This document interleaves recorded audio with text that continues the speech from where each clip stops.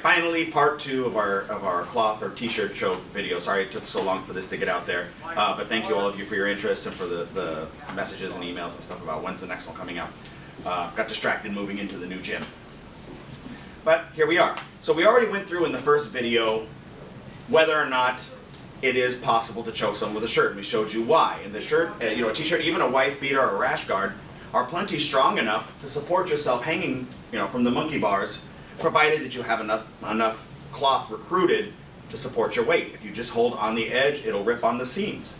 So it's just a matter of making sure your grips are true. So let's launch right into it and talk about how we can establish some grips and a couple options we have. So the first ones we showed, if I grab Nico real quick, the first one we showed was off of a snap down and our choke right in here. That same choke that we showed before is available if I manage to stuff a shot and snap him down. So if he comes in low and I manage to drop him down here, I can still finish that choke. I'm going to grab a hold of the t-shirt right in here. Move your arm, please. Good. Right here where we had it. And if I pull this, he's just going to roll. So I keep my underhook on this side. So from in here, as soon as I stuff that shot, I'm gathering the cloth and I'm going to drop in here and choke. Okay? There we go. Now, that's one. I have a seat here. If he manages to get to his hips, or rather than take them back, I'm not a big advocate of going to full back control from tournament standards in terms of hooks in and everything. But if I get him seated in here, I do have a choke in here as well. So for this one, I'm going to gather the cloth again. This hand is going to go behind his head, and I'm basically going to shear his head off with this shirt. Now, if he's got his elbow down to his body here, and I'm having a hard time getting this hand behind his head, I'm going to work towards his elbow first. So I'm going to go out, then punch that hand behind his head, and now I can cut his head off. Not literally. So that's another option. If I'm having trouble controlling, he's bridging into me and pushing, I can't dump him on his side. Let me have you turn so they can see. So I have him on this side here. From this position, my underhook right here is keeping him from rolling to knees. I actually have this elbow on his ribs and behind him slightly. If I leave it in front, there's a good chance, especially if he's bigger than me, as he starts rolling to knees, I'm going to get dumped over. So I'm going to drop this on the other side so that doesn't happen. I still have this grip. If I didn't have my grip yet, this hand's going to feed his collar to me. Same rules apply. If I can't get this in, I'll go towards the elbow, then behind his head, and pull here. Unlike a lapel on a gi or something like that, the t-shirt, because they're so thin, even when his chin's down, chin down, I can still start slicing that under his chin. See that face? It means it's working. So, those are a couple options we have. Now, thank you. I can bring in Diana.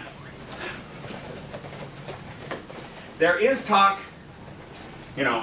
of a cross-collar close guard, a cross-collar choke from inside guard that it floats around here, and the idea that it's optimal for women's self-defense. So if she has a closed guard, I managed to throw her down. This is the worst case scenario for her, obviously. She's to break my posture down first, bring my head down, then establish her grips across the front, inside, and it's basic cross-collar choke using the cloth on my shirt. The problem is, if I feel threatened in here at all and I feel like I'm choking, it's not going to be much because of size and basically physiology for me to just slam her or get up and run her into something. If I'm the kind of person that thinks it's okay to attack a woman and she starts attacking me back, I'm not going to be happy about it. It's always my feeling that your priority on the bottom should always be to get up.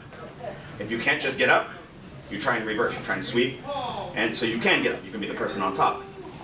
If you can't do any of those things, maybe then you look for some kind of thing to threaten. Only in as much as it causes them to move and open up things so you can go back to the other two options. But for a woman to try and finish a submission from inside guard, I don't think it's the safest option. I think it's a misprioritization of their skill sets. And don't take my word for it. Get on the mat, put on some gloves, give your partner permission to turn up the heat slowly, and see where it plays out. And I'm not a person who says a woman can't defend herself against a man, but the priorities have to be a little bit different, and we have to be very realistic about how we approach these things. So thanks for checking out the video, and we'll see you guys soon. Thought he was jumping on me, I was ready to fight. Cool. was gonna throat chop him.